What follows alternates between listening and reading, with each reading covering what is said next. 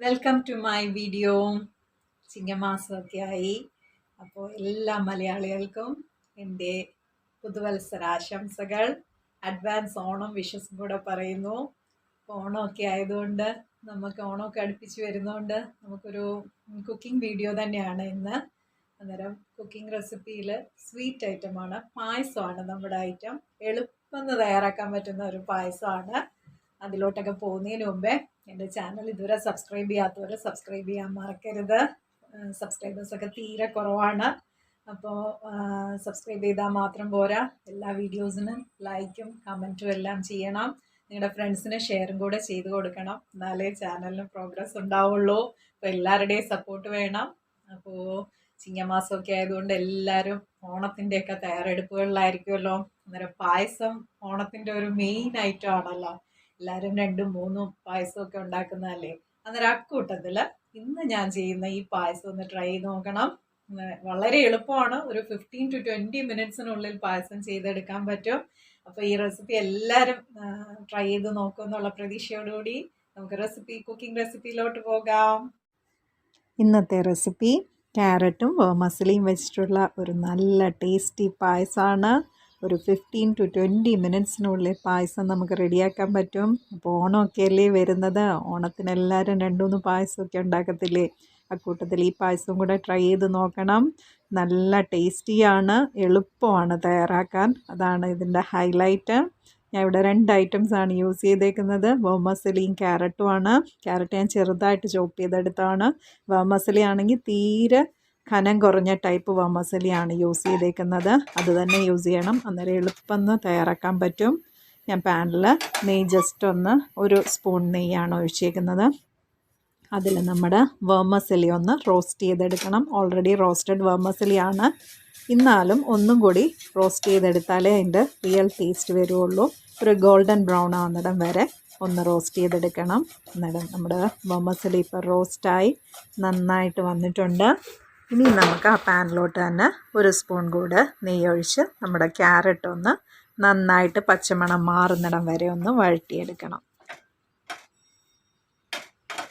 ക്യാരറ്റിന് already ഒരു different taste ആണല്ലോ. അന്നേരം അത് പായസത്തിൽ വരുമ്പോൾ ആ ടേസ്റ്റ് ഒന്ന് മാറിക്കിട്ടാൻ വേണ്ടിയിട്ടാണ്. അത് നെയ്യിലൊന്ന് റോസ്റ്റ് ചെയ്തെടുക്കുമ്പോൾ നല്ല ടേസ്റ്റി ആവും. അതൊന്ന് റോസ്റ്റായി വന്നിട്ടുണ്ട്. ഇനി അതിലേക്ക് നമ്മുടെ ഓൾറെഡി ഞാൻ തിളപ്പിച്ച് വെച്ചിരുന്ന പാലാണ് അതൊന്നുകൂടെ ചേർത്ത് ഇനിയൊന്ന് ക്യാരറ്റിൽ അത് നന്നായിട്ടൊന്ന് തിളച്ച് വരണം. ഒന്ന് തിളച്ച് വന്നു കഴിഞ്ഞാൽ നമ്മുടെ അടുത്ത ഇൻഗ്രീഡിയൻ്റായ പഞ്ചസാര ചേർക്കാം. ക്യാരറ്റ് ചെറുതായിട്ട് ചോപ്പ് ചെയ്ത് വെച്ചിരിക്കുന്നത് കൊണ്ട് എളുപ്പം വെന്ത് കിട്ടും. ക്യാരറ്റിനൊക്കെ തീരെ വേവ് കുറഞ്ഞ സാധനങ്ങളാണല്ലോ. ചെറുതായിട്ടാണ് കട്ട് ചെയ്തേക്കുന്നത്. അതുകൊണ്ട് ഇനിയിപ്പോൾ അത് ഇങ്ങനെ ചോപ്പ് ചെയ്ത് ഇടുന്ന ഇഷ്ടമില്ലാത്തവർക്ക് വേണമെങ്കിൽ അത് പേസ്റ്റായിട്ട് അരച്ചെടുക്കാം.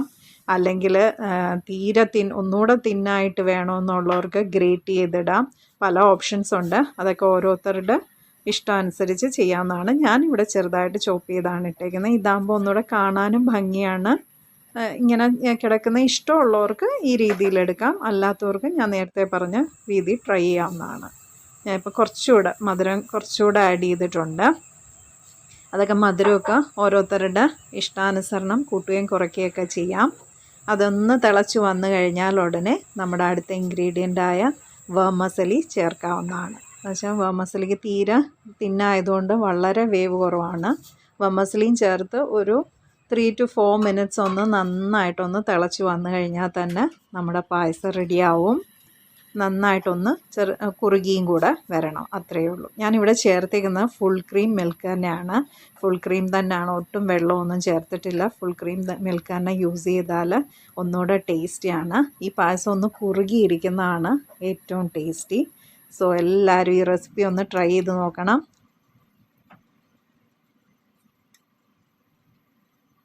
ഏലക്കാപ്പൊടിയും കൂടെ ചേർത്ത് കഴിഞ്ഞാൽ നമ്മുടെ പായസം റെഡി. ഇനി ഒന്ന് തിളച്ചാൽ മാത്രം മതി.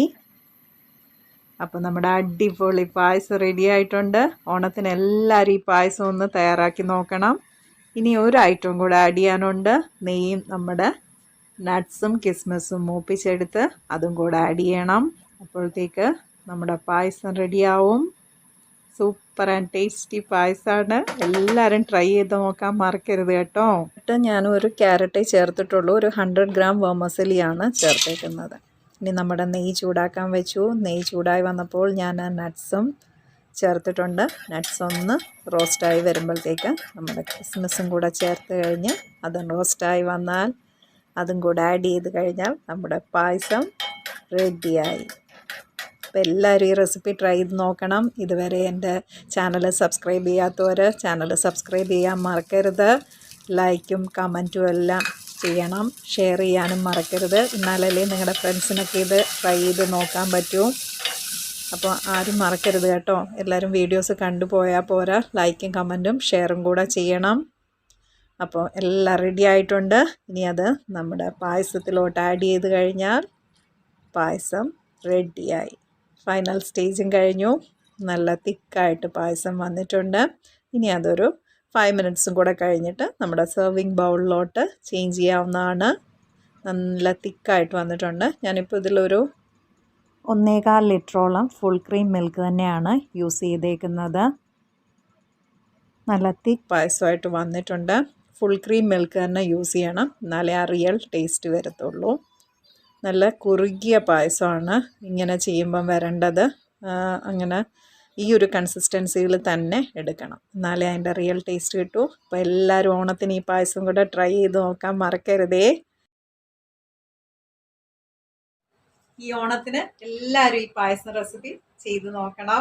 എളുപ്പമല്ലേ ചെയ്യാനായിട്ട്. അന്നേരം പാടുള്ള പായസമൊക്കെ ഉണ്ടാക്കുമ്പോൾ അതിൻ്റെ കൂട്ടത്തിൽ ഈ സിമ്പിളായിട്ടുള്ള പായസം കൂടെ ഒന്ന് ട്രൈ ചെയ്യുക.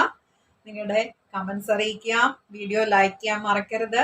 സബ്സ്ക്രൈബ് ചെയ്യുമ്പോൾ ബെല്ലൈക്കൺ ക്ലിക്ക് ചെയ്ത് ഓൾ എന്നുള്ള ഓപ്ഷനും കൂടെ എനേബിൾ ചെയ്യണം, എന്നാലേ ഞാൻ ഇടുന്ന വീഡിയോസിൻ്റെ എല്ലാം നോട്ടിഫിക്കേഷൻ കിട്ടുകയുള്ളൂ. അപ്പോൾ മറക്കരുത് സബ്സ്ക്രൈബ് ചെയ്യാനും ലൈക്ക് ചെയ്യാനും കമൻറ്റ് ചെയ്യാനും. എപ്പോഴും പറയുന്നത് ഒരു ബുദ്ധിമുട്ടാണെന്ന് അറിയാം, എന്നാലും ചാനലിന് പ്രോഗ്രസ് ഉണ്ടാവണ്ടേ, അതിനുവേണ്ടി പറയുന്നതാണ്. അപ്പോൾ അടുത്ത വീഡിയോയിൽ കൂടി കാണുന്നിടം വരെ ബൈ ഫ്രം സ്വപ്ന അരുൺ.